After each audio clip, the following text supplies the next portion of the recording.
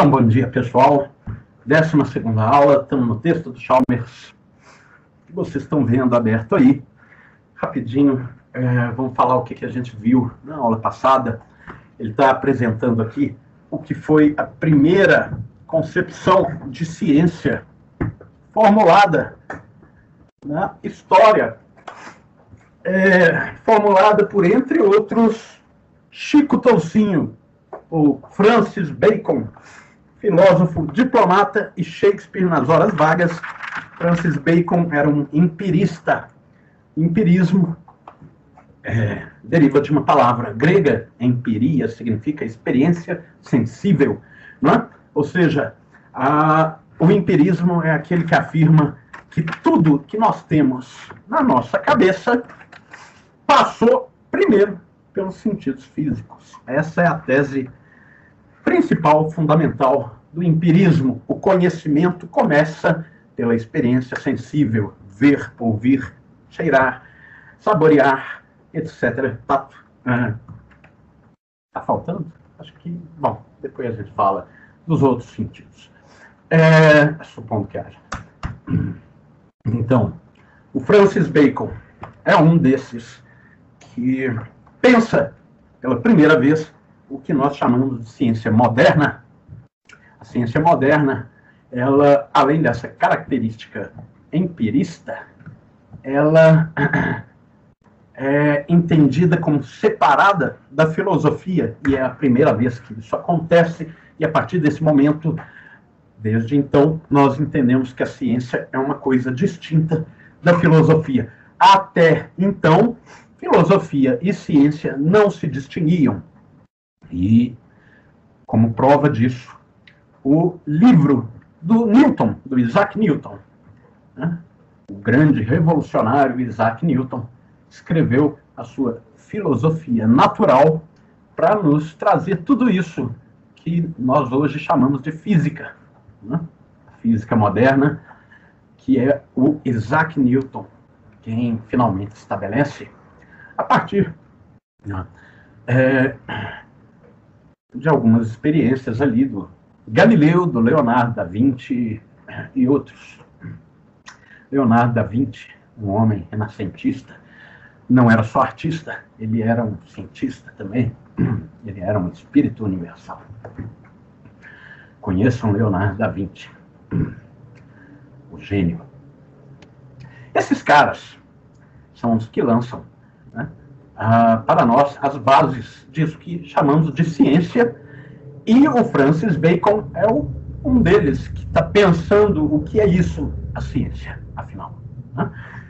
O Chalmers, por sua vez, ele vai nos dizer quais são essas concepções que se formularam acerca disso, o que é a ciência, e ele começa pela primeira, justamente essa que ele chama de indutivismo. E por que ele chama de indutivismo, nós vimos na aula passada. Mas há uma outra razão pela qual ele começa por essa, que é provavelmente a mais importante, é pelo fato essa ideia, essa noção do que é ciência, ela estar entranhada no senso comum, de tal modo que quando, né, nos ocorre, se aqui isso acontece, pensar, afinal de contas, o que é isso? Ciência. As ideias que vêm na nossa cabeça derivam disso que o Francis Bacon formulou, né? Por exemplo, a de que a ciência começa pela experiência sensível, ela depois é sistematizada e ela chega a afirmações de caráter não só universal, como, de fato, o conhecimento em geral, né, é constituído, né?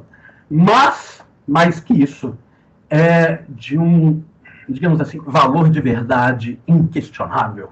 E é por isso mesmo que nós, hoje, vamos aí ligar a televisão e ver propaganda de, sei lá, pasta de dente ou sabão em pó, que aparece um cara de jaleco, o cientista, nos garantindo, pode comprar isso aí, essa pasta de dente lava sua roupa mais branca, essa sabão em pó deixa seu dente mais branco, essa acetona deixa a cocaína mais branca, não sei mais o que, e por aí vai. acetona é água oxigenada, deixa seu cabelo mais branco, pronto. É isso. Pode comprar. Aí você pensa, bom, se é o cientista que está falando, né? É porque é. E aí lá vai você comprar o negócio para depois, na hora da sua empiria particular, você vê que não é bem assim, né? Que, na verdade, se eu quero que esse lençol aqui fique mais branco, eu tenho que pôr muita pasta de dente mesmo, porque senão ele não vai ficar branco, e aí, no final das contas, a marca é o que menos conta, né? O que conta mesmo são as contas no fim do mês ou no começo do mês, e é por isso que você acaba comprando a pasta de dente mais barata, o sabão em pó mais barato, o etc. mais barato, né? E ainda assim as contas não fecham. Tá legal. Mas esse assunto das contas, nós contamos, né, no ano que vem. Então, aí, voltando lá ao indutivismo, o Chalmers chama isso aqui de indutivismo, porque é um raciocínio que ele chama, né? Aliás, se chama raciocínio indutivo, que é o que permite o sujeito coletar aquele tanto de experiências sensíveis, que são todas singulares, eu vi isso, eu vi aquilo, né? E depois afirmar todo isto é aquilo. Né? Como que ele faz o salto do essa coisa para todas as coisas pela indução. A indução é uma generalização. É exatamente o que se faz em pesquisa de opinião. Né? Sai lá, pesquisa de opinião. A população de tal região, de tal lugar, de tal país, não sei o quê, está, sei lá, dividida entre o candidato à presidência, senhor merda, e o senhor bosta. Né? 54% afirma, né, preferir o candidato merda a, sei lá, 42% candidato bosta, e aí tem uma margem de erro assim, assado, etc., de tal modo que tem aí quase que, sei lá, um empate técnico entre eles, né? Então a população está dividida entre a merda e a bosta. Porque, convenhamos, há muita diferença entre uma e outra, não é mesmo? Claro. Então, aí você fala assim, mas ninguém me consultou? Como que eles podem falar isso? Como que eles podem falar isso? Eles podem falar isso a partir dessas 3 regrinhas que nós vimos na aula passada. Primeiro, eles consultaram muitas pessoas. Não todas, é óbvio. Mas como que você vai consultar todas as pessoas? Não tem jeito. Então, o que você faz? Você pesquisa, pergunta, faz entrevistas com muitas. É isso que diz aí. Ponto 1. Ponto 2. Eles fazem essas pesquisas sobre uma ampla variedade de condições, ou seja, eles pesquisam a opinião de jovens, de velhos, de pobres, de ricos, de brancos, de negros, de índios, de chineses, que eventualmente já votam. Que mais? Eles pesquisam na Zona Sul, eles pesquisam na Zona Norte, eles vão à periferia, eles vão à favela, eles vão ao bairro rico, eles vão na cidade do interior bravo, eles vão na capital, eles vão no litoral. Então, uma ampla variação das condições, né, de quais condições? Moradia, classe social, né, opiniões e por aí vai. Condições geográficas, econômicas, condições sociais, condições, o quê? Políticas? Não sei. Ok. E por aí vai. Então, quanto mais variada a pesquisa, maior a chance de você obter, né, um retrato do todo. A ideia é essa. Bom, e o que é curioso? É que quando sai o resultado, você vê, gente, bate, né? Claro, quando a pesquisa não foi comprada, ou quando a urna não foi fraudada. É possível fraudar a urna eletrônica? Não sei, o cara que falou aí de urna fraudada venceu a eleição. Deve ser porque ele tem razão. Com quem que você está conversando? Meu nome é Legião. Ah, beleza. Ok. Então, bom, só que no nosso método científico, como nós vimos aí, há uma terceira regra, que aí já não se aplica às pesquisas de opinião, mas, no caso da ciência, deveria se aplicar. Né? Sempre que você encontrar uma situação que contradiz as anteriores, é porque você provavelmente está no caminho errado. E é assim que o sujeito quer saber o que é um cisne. Ele vai sair por aí observando os cisnes. Ele vai observar muitos cisnes. Ele vai no zoológico, ele vai no jardim municipal, ele vai no meio do mato, ele vai, sei lá, no Alasca, ele vai em tudo que é canto. E todos os cisnes que ele viu eram brancos. Daí ele, todo cisne é branco. Aí ele vai na Disneylândia, vê um cisne cor-de-rosa. Isso significa, como diz aí o 3, né? Nem todo cisne é branco. Significa que a cor branca não define o que é ser um cisne. Então, desiste dessa ideia aí, meu amigo. Só que ele não desiste. Inclusive porque quem está financiando a pesquisa quer resultados, né? Não quer ceticismo. Não quer essa de, olha, eu vi 1 milhão de cisnes, né? 99% deles eram brancos, mas tinha um lá que era rosa. Então, infelizmente, nem todo cisne é branco. Ah, tá, e o que você quer dizer com isso? Nada, não chegamos a lugar nenhum. Bom, esse conjuntinho dessas regras, né? Elas são digamos assim, a primeira parte do programa, né, de ciência que o Francis Bacon está lá descrevendo. Essa é a parte em que a ciência, o cientista, chega na afirmação de caráter universal, aquela que constitui conhecimento propriamente dito. É a que afirma todos os corpos exercem atração uns sobre os outros na medida de sua distância, né, e na razão inversa. Na medida de sua massa e razão inversa de sua distância é a lei da gravidade. Não é isso? Ok. Uma afirmação de caráter universal. Como será que o Newton chegou nisso? Será que ele saiu observando cada corpo? Ele foi lá ver a caneta, o teclado, exerce atração? Como é que ele mediu isso? Não sei. Aí ele foi na praia, ficou lá vendo cada grão de areia. Um grão exerce sobre a praia exerce sobre o grão, o mar exerce sobre a praia exerce sobre mim, sem dúvida. Com certeza, muita variedade, né? E mais ainda, muitos corpos para ele, né, observar. Será que foi assim que ele fez? O fato é o seguinte. Essa é a primeira parte. Chegamos lá, né? Saímos, como diria Platão, saímos da caverna onde tudo é singular, este grão, esta caneta, este teclado. E chegamos lá fora da caverna, visualizamos o sol e aí lá chegamos na afirmação: todos os seres, todas as coisas, todos os corpos exercem atração uns sobre os outros, etc. e tal. Agora temos, como dizia o Platão, voltar à caverna.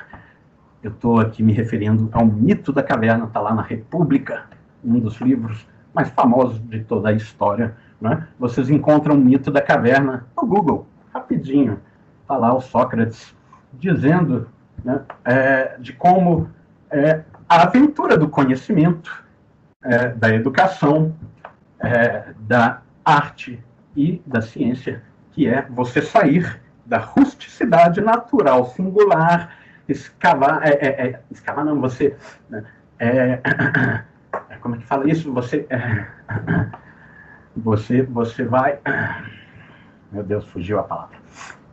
Você vai galgar as escarpas até sair da caverna, chega lá no alto, saiu da caverna, viu o sol do conhecimento, do ser, da verdade, do universal, e por aí vai, mas aí depois você tem que voltar e contar a grande novidade para o povo que está lá. Você agora é professor e os alunos estão lá embaixo, ansiosos para ouvir você dizer que todos os corpos exercem atração uns sobre os outros, até o momento em que eles tornam um pouco enfastiados e matam você, e de fato é isso que eles fazem com carinha, que desce lá e fala com eles: olha, essas sombras aí que vocês ficam adorando, oh Deus, Deus! Isso aí na verdade é o diabo. Aí eles assim: what the fuck você está falando, herege? Matem-no! Aí fazem churrasco do nosso professor, que ousou dizer que o diabo não era Deus. O diabo é ardiloso, né? O diabo é do mal, o diabo é sacana, ele é tão enganador que ele engana todo mundo e fala com todo mundo: eu sou Deus, adorem-me. Todo mundo cai e está todo mundo aí adorando o diabo sem saber. Ah, quer dizer que você acredita no diabo? Não, minha gente, isso é uma metáfora. Ok? Vamos lá. Então, a segunda parte do nosso programa de ciência é voltar ao chão, né? É voltar para a caverna, é chegar de novo no singular, ou fazer alguma coisa disso, né? Que nós conquistamos aqui, a nossa afirmação universal. Por exemplo, foi dito aqui no nosso texto, deixa eu achar.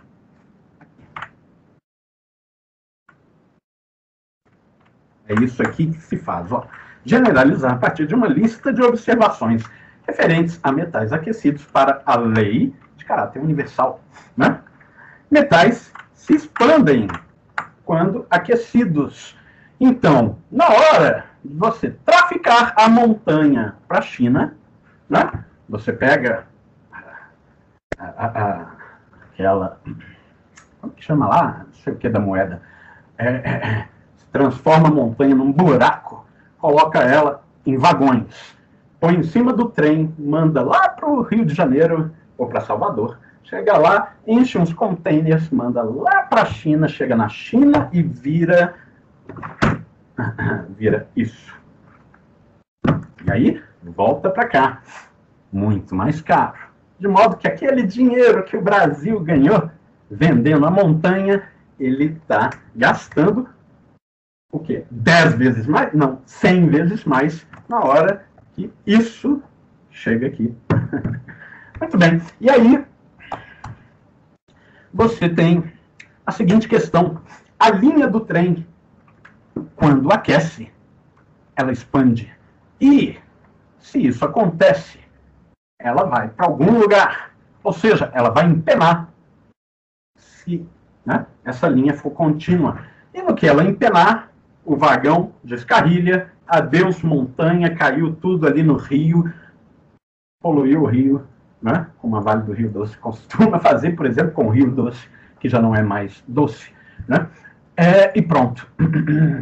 Perdemos não só a chance de vender a commodity, como a de comprar depois, com a grana que a gente vendeu toda a commodity, alguns celulares, e aí tudo isso porque o calor do sol, do atrito da roda, da linha, né, do trem, fez com que a linha empenasse. Então, como resolver? Todo mundo aí que já pegou o trem, ou que tentou o suicídio deitado na linha do trem, para que ele passasse por cima, não façam isso em casa. Então, percebeu que há secções na linha, né, que toda hora essa linha ela é cortada. Então, o trem fica fazendo igual um cavalo, passando por cima dessas secções, desses cortes. Por que os cortes? Porque na hora que a linha aquece, ela vai expandir. Vai expandir para onde? De modo a preencher a secção, né? E não empenar. O trem continua passando por cima e eis aí que, né, a montanha chega na China e a nossa afirmação de caráter universal se aplicou na realidade. Então, a segunda parte do nosso programa de ciência é, né, a previsão do fato de que a linha vai expandir, né, e também não só a aplicação, a tecnologia, etc., mas a explicação. Né? Nós explicamos o que acontece. O que acontece? Se empenou, bom, nós explicamos que o metal foi aquecido, ele expandiu. Se, então, o pocotó diminuiu, é porque o metal expandiu da linha e ele preencheu a secção, né? Então você já não sente tanto o pocotó do trem quando ele passa por ali, né? Então o cientista, ele explica o fato e, mais que isso, ele prevê o que pode acontecer. Previsão e explicação. Essa é a segunda parte da nossa brincadeira. Nós terminamos aqui, na aula passada, nosso acompanhamento aqui do texto. Enfim, ele está aqui dizendo qual é o tal princípio de indução, princípio que resume o tal raciocínio indutivo, né? Que, ao contrário da dedução, parte do singular